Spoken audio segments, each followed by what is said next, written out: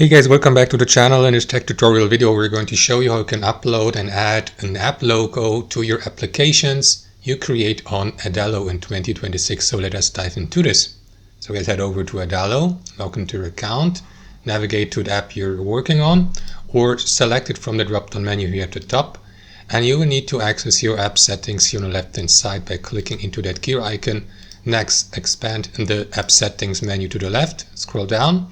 And here you will be given the opportunity to upload an app icon and to assign it to your app you're currently working on.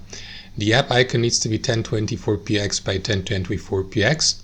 You can click into that field below, choose image, navigate to the logo on your device, upload it, and you will see the preview here. Wait for it to be uploaded. You can also watch the preview here or remove it.